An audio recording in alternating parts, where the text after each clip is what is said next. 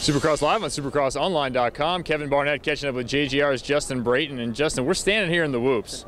I'm intimidated. I think everybody at home should be intimidated by these if you're not a professional Supercross rider. But last week, there were a pretty gnarly set of whoops as well. These look a little bit different. Take me through the difference in last week and this week.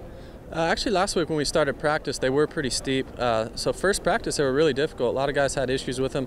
Fortunately for me, my Yamaha and JGR has put me together an awesome bike this year that works great in the whoops. So I wasn't having too much difficulty with them. So when I see them like this, big and steep and kind of far apart, I get excited. I get really excited. So hopefully they can stay like this, and you know, they don't mess with them at all. And for the night show, they stay fairly big. Because a lot of times they'll break down, and then when they prep it for the night, they end up pretty small. But I'm excited about them. I can't wait to hit them.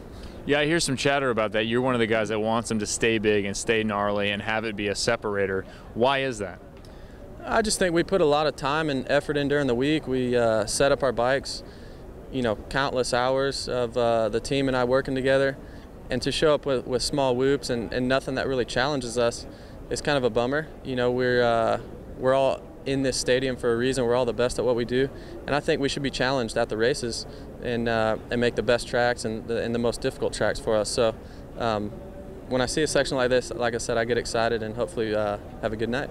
One more thing about it, just so people can learn when they're watching at home, the size of this looks intimidating, but you're saying they're a little bit different. Is it size or shape that's the more critical part of the whoops? Definitely the shape is more critical. Even if you have really small whoops but they're super steep, they can be really difficult. But you can build whoops as big as you want, but if they're nice and rolled, they end up being fairly easy. So these are a little bit of both. They're pretty big and steep. So like I said, I'm excited to hit them.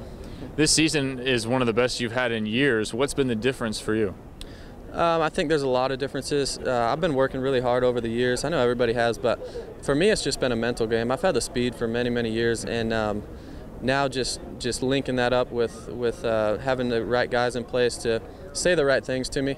And also Yamaha came out with a new bike that the Joe Gibbs Racing guys and I, you know, worked really hard in the off season to make good, and you know, the package that we've came together with the past few months has been really, really fun to ride. And when you're having fun, you tend to get the results, and that's where we're at now.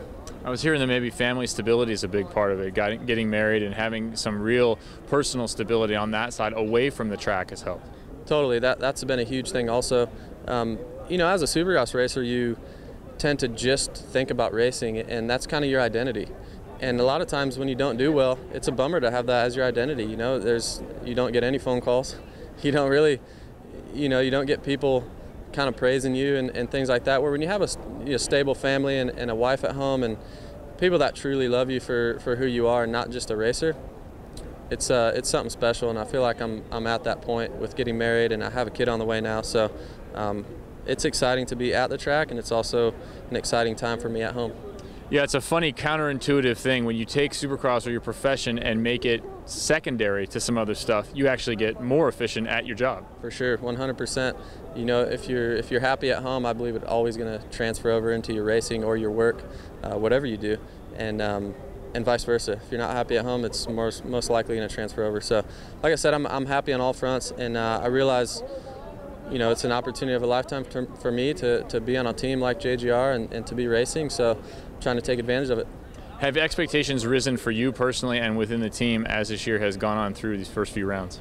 Yeah, I think we talked at the beginning of the year, and we had some goals in mind, and yeah, we've had some great runs, but not a lot has changed. You know, I believe I'm right where I should be. I believe I'm right where I expected to be, and we didn't really change our mindset after Phoenix. After getting a second, it wasn't like I have to come out and win now. I just don't like that pressure of either win or nothing. So for me, if there's a chance to win, for sure, I'm going to do everything I can to take advantage of it, even more than I did at Phoenix, take some more risks.